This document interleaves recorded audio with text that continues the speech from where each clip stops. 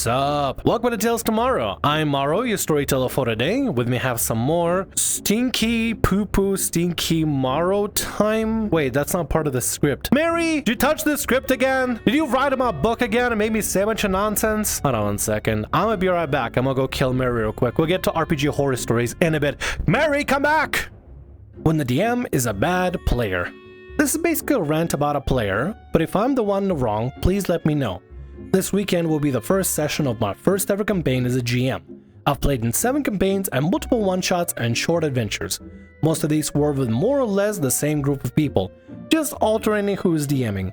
One member of the group, let's call him John, was the DM for 2 of the longest campaigns, around 2 years IRL for each. Wow! John always had really high expectations for his players and his campaigns. He would be really upset if someone missed a session. He would expect everyone to prioritize his sessions and his campaign over stuff like work, family events, etc.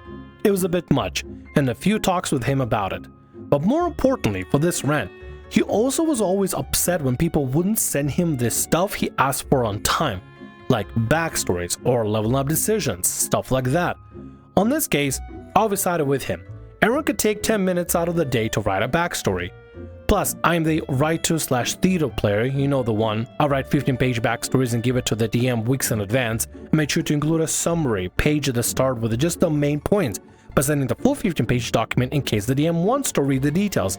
So in this topic, John never had any complaints about me. My campaign's a little bit more chill, like I have a bunch of players that still have characters that haven't written backstories for months, but it's not like the characters are super high level or anything. At some point I do get them to write something because, you know, backstories help me and Micah and Mary come up with stuff for our friends to just do story-wise and everything, because how can we really make a character feel special if we don't know their backstory that we can't use for like creating more story and narratives for their character and stuff, you know? That's kind of important for us in order to make our friends feel more welcome at our D&D table. But yeah, if somebody doesn't give you a backstory for long periods of time, like months in advance, especially if it's something you kind of need to, you know, start cooking up for the next session, yeah, I could see how that become a problem. Deadlines are not a problem whatsoever. Communication with your players and your DM is very important, especially when it comes to helping your DM facilitate a more fun experience for the players. And if your DM is asking for a backstory, you could probably take time to at least sit down with the DM or sit down at some point and start working on something, bulletin points, and then, you know, give it the bones with bulletin points and then really flesh it out with all the meat to it as well. Put that meat on the bone, so to speak. Anyway, let's continue. Now, onto my turn to DM. My first ever campaign. We had a session 0 on 11th of February, where we discussed the themes and atmospheres of the campaign as well as character ideas. Asked for everyone to write a backstory and send it to me until the 30th of March, as our first session would be on the 6th of April. That would leave me with 1 week to analyze all backstories before the first session. This means more than a month and a half to write a backstory. Today, 31st of March, 1 day after the deadline, I asked John if he still intended to play in the campaign. He says yes. Ask for the backstory. He says he'll send it to me tomorrow, that he's been super busy and hasn't been able to write it. I tell him that the session 0 was a month and a half ago, which I thought was enough time. His answer: life isn't just about D&D. That's kind of rich coming from somebody that literally wants everybody else to prioritize his own game instead of life, events, or works and everything. That's really rich, John. Life isn't always about D&D. Oh, finally, John learns the lesson, and maybe he can be not a dickhead and just relax at times. For real, though, the comment about having to want everybody else at the table to prioritize their own D&D game instead of family, life events, work, and everything. Who do you think you are? Do you think it's some super self-important DM and stuff that everybody has to just stop whatever they're doing and just focus on John? John's game is happening, guys. Sorry, wife. I know you're pregnant at a hospital about to give birth to our beautiful twins. I don't know why twins. I'm a twin, so just go with it. Go with it. But I have to go play in John's game. Otherwise, he will have my head. Sorry, wife. Hopefully, that's a way for John to start finally focusing on, well, actually, maybe not focusing, but maybe, you know, letting his shoulders down a little bit. It's like, oh, it's okay, man. Life is not about D&D, and that's okay. That's completely fine. I know some people are fixated about D&D and like, you know, super into it. Me right now, I'm addicted to the D&D so badly. I would just want to keep playing more D&D with my friends. But like at the end of the day, yes, life is not always about D&D. D&D is great escapism from life, and it's fantastic to play with your friends, but life isn't about all of it. At the same time, everything in life can be said. Not everything is about blank. You can have blank in moderation. That hurt. I told him that it makes me sad that he won't put as much effort into my campaign as I put into both of his. But that yes, life isn't just about D&D. And he could send the backstory when he had a chance. I guess it goes to show that when the other people are doing something, it's bad player etiquette but when it's you doing the same thing, it's justified. I'm just surprised he can't see the irony that, if he was his own player, he would be fuming at himself. I mean, if that's the case, maybe it might be good to talk to John about it, or at least have this particular moment pinned in the future for when John starts barking up at somebody for not having backstory stuff or not having things submitted on time. Just say, hey John, remember what you said? Life isn't about D&D. Yeah, I'll submit it tomorrow. And then do like a sassy snap. I can't snap with this, but imagine I'm doing like a sassy little snap. Snap, you know? You ever seen that? But like, you know, snaps from like top, snap over here and snap over here. It's like a little triangle snap. I don't know what I'm saying. Anyway, it's a good lesson for John to remember that life isn't just about D&D, and he should probably let his hair down as well when it comes to demanding everybody else from his game just stop doing family events and work events just to play his D&D game. I don't know. You could probably turn it on him at this point, honestly. Anyway, let's get to the next story for today. AITA AIO. DM says no at almost every opportunity and nerfs my character. Pretty tame story compared to most. Okay, so to preface this guy seemed to have a negative opinion on me as a player, despite never having DM'd for or played with me before. I knew this going in and said to my partner, who's in the game, at one point that maybe I should drop out, because I don't think he can DM for me fairly, before session 0. So you're entering into a game with a DM that literally you have never played with, and he never played with you before or DM for you before, and he expects it to be, I guess, a problem? Or do you have players that are basically bad-mouthing you and stuff in that game? Or maybe you have a history of that? I don't know. Maybe you do have a history of problem player behavior and somebody's like, hey, that guy Steve, yeah, you should be really careful with him because he does this kind of problem player behavior and stuff. Maybe that's why DM is on your ass about it. I don't know. Well, I hope we get more context for this because it seems a little bit unreasonable just to dislike a person for the sake of disliking them. Started light. He knows my usual DM allowed me to play 2024 monk without the stunning strike nerf. He said, not in my game. You can't mix and match the rules. Which, okay, fair enough. But he said we could play 2024 in his game, so I made a 2024 Barbarian. That's Path of Wild Magic. So he says I can mix and match 2024 and 2014. So I say, okay, and switch to 2014 Barbarian, despite 2024 being backwards compatible, but I didn't bring it up again and explained that it's the rules as written and intended. First of all, that sounds so confusing. Dude, use either 2014 or 2024. Don't have it all mishmashed together. I think that'll create an insanity of a situation. Imagine this, you have to keep track of every Barbarian of 2014 and 2024 features and subclasses and stuff all at once. I couldn't do it. Just stick with either one or the other. And if you're gonna stick with the newer one, just make it so subclasses are backwards compatible. I don't know. I'd just make it work as a DM. Make it work, DM. He said that he just doesn't want to make one rule for me and another for less experienced players, but he doesn't want newer players to overwhelm themselves. Fair enough. No argument there. Then with my backstory, so he told me that I can read the Tal'Dorei book to know what to go with. So I read everything related to Goliaths, barbarians, and giants. Giant foundling background. My backstory was that I was 17 and reaching adulthood when I tried to go skinny dipping on a date. I was in the water while my date was undressing behind some trees when a cloud giant adopted or abducted me, thinking of me as a runt of a cloud giant toddler. In Tal'Dorei, cloud giants are known to live in invisible floating castles in the sky, surrounded by storm clouds, and they travel in a circle around the continent. So perfect. I love the idea of my character wanting to live this life of luxury by being treated like a child, being made to fight beasts while the cloud giants gamble in the winter, which in their eyes is to toughen me up, but in mine is just a cruel part of my imprisonment. I love the idea of a gilded cage with no bars, where the captors feel they're working in the victim's best interest. The Goliaths of Stormcrest Mountains, south, breed and sell wyverns, which cloud giants are known to buy. Not me making this up, this is in Tal'Dorei play setting. I wanted my character to be from Cliffkeep Mountain way up north. We were supposed to make characters that were guilty of or had been accused of a crime. I decided mine would be stolen a wyvern from the giant captors and rode it to the ground, now 32 years old. The wyvern ends up attacking a person since I don't know how to handle a wyvern, and that now my character gets arrested. So the DM says no, the cloud giants can't live in a floating castle because part of the play setting is that people have floating cities, so those two things would clash.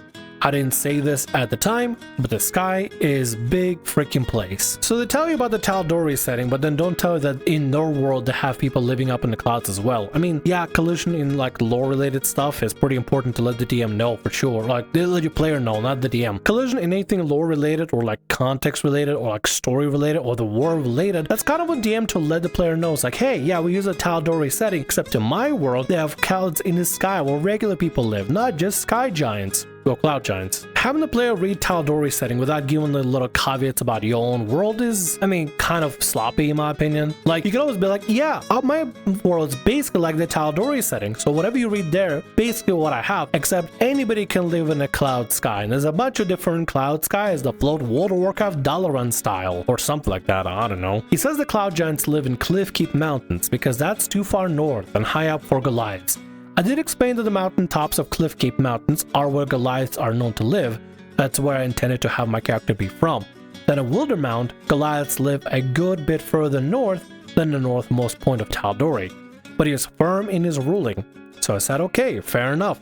He said I was doing too much with my backstory anyway. You have every detail, those details were just well researched but not long or complicated. So I said, cool, we'll ignore where the cloud giants lived. I'm still from Cliffkeep Mountains. Still arrested and taken to prison in Stillben, also south, after trying to find the Stormcrest Mountains, still south. Goliaths to ask for directions to find my herd. Cool, no issues. Edit to add here, he also says the Goliaths are violent marauders that sack and pillage cities as nomads. He's basing this on Critical Role, and it took some convincing to let me have my herd, and by extension the basis of my character's whole personality, be based on what it says in books. Worth noting, he has no plans for Goliath herds. If he has no plans for any of it yet he wants you to have a stretch, it just... okay, listen. There's way too many complexities and rigidness. Instead of the DM working for it, basically they're saying, no, you can't have that. So you gotta take your backstory as a little puzzle piece, change the shapes and stuff and see, does that fit? No, it doesn't. Okay, let me change it around. Does that fit? No, it doesn't. Instead of just being like, okay, listen, let's just rewrite. We'll rewrite A, B, C, and D, and you're good to go. This DM seems antagonistic and kind of annoying to deal with already. I'm getting peeved just by reading this. I won't be able to stand somebody like that that's like, no, you can't have that because in my world is this, that, and this. It's like, yeah, I'm cool with that. I'm fine with that. Just tell me how I can make it work, how to make this little puzzle piece fit already. There's also just a lot of context regarding the backstory, and there's still a lot more to read through. So like, if I'm getting peeved already as this, like, is this really important for the context of it all? Like how difficult it is to put together a backstory with this DM? Is that really important for this story? So far, I don't agree with his decision, but I'm happy to accept them since this is my second time with another DM. That my usual, and not everyone is going to run games the same way. Then we have session 1. He's so fun as a DM, and everyone's having a great time. I use my rage, take a swing and miss, and he ends my rage. He offers to let me check the rules because I must have had a look on my face. I pull up my player handbook and read the rule out loud. He rules that this is how rage works, that you have to hit your attack to maintain your rage. I say, okay, fair enough, and play the rest of this session.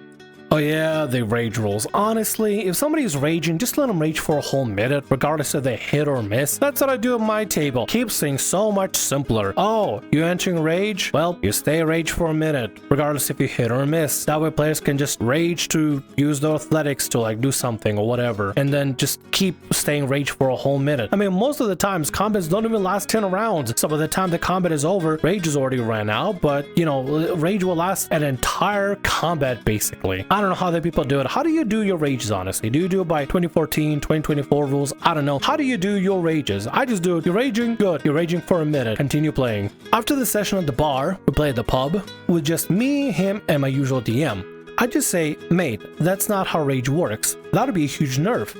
He said okay, and that he will look into it. I had already felt sick, so I dipped out, and that was the end of the conversation. So today I've gone to that bar. He was on shift. He's also a supervisor there. Also session 1 was yesterday.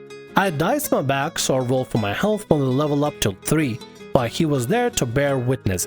And he brings up the rage thing. He says he looked into it, and he's sticking to his ruling. Also, I looked into it and couldn't find a single post, rule, or anything anywhere that agrees with his ruling. So I asked where he found that ruling.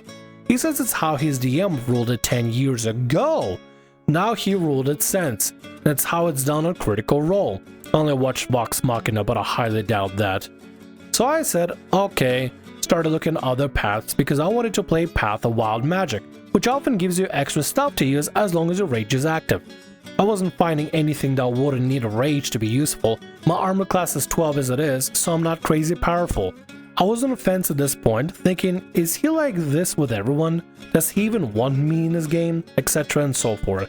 I'd been looking at my character sheet to level up, but then ended up closing it with no actual plan right now. I put my notebook back in my bag. Then DM coworker comes in to start his shift. DM decides to poke fun at me, saying something like, yeah, Max is pouting because he can't have his way with rage. Can't have... What? Huh? What? Huh?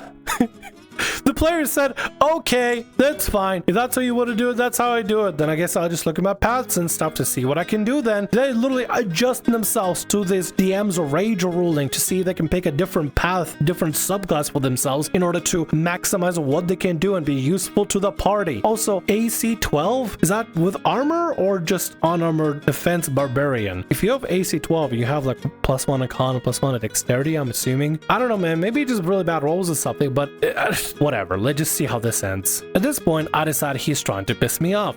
So I asked if he actually wants me in this game, because I don't feel like he does. I end up quitting the game.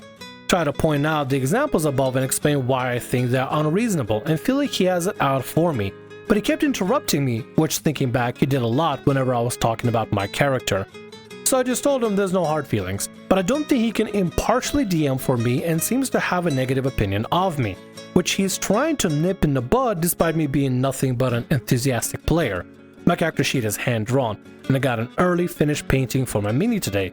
I'll add a picture of both, and think it's best for me to just drop out. I mean, it sucks that you invested into the mini and everything and all that, but there has to be probably some sort of... Okay, let me put my big brain hat on, which is not big at all whatsoever, the hat and the brain. But let me put my thinky cap on, and the only thing I can say is maybe potentially you would have done something to piss him off, or maybe you have some problem play behavior in the past that somebody else must have told to him. Because if the DM is pinning so hard to go against you, and it's currently antagonistic for you over something like rage ruling, like seriously, you're gonna be nerfing rage just to try to screw with the player or try to basically make it difficult to play? You have to hit or else you can't rage anymore? If there's some sort of antagonistic like predisposition the DM is going in with, maybe it's for a reason. Have you actually physically, and I'm asking just genuinely, have you actually done something in the past in previous games before that the DM said about? Or maybe they dislike something, I don't know, maybe they dislike something about you. There could be also a possibility that maybe they like your partner in the previous games, but as soon as they heard about they have a significant other, maybe they just assume the worst. Maybe they assume, oh, maybe a power gamer or a bad player, or maybe they just DM is going with the mentality of new player, probably gonna try to screw my campaign. Let's make it difficult for them to play for whatever reason. I don't know why the guy dislikes you or why he seems to pin against you at every single turn possible. I have no idea. However, I have a legitimate question. Have you actually done something in the past to piss the guy off? Or maybe something along the grapevine that the DM received. It's like, hey, look out for this player. They're gonna try to do something here and there. From the story,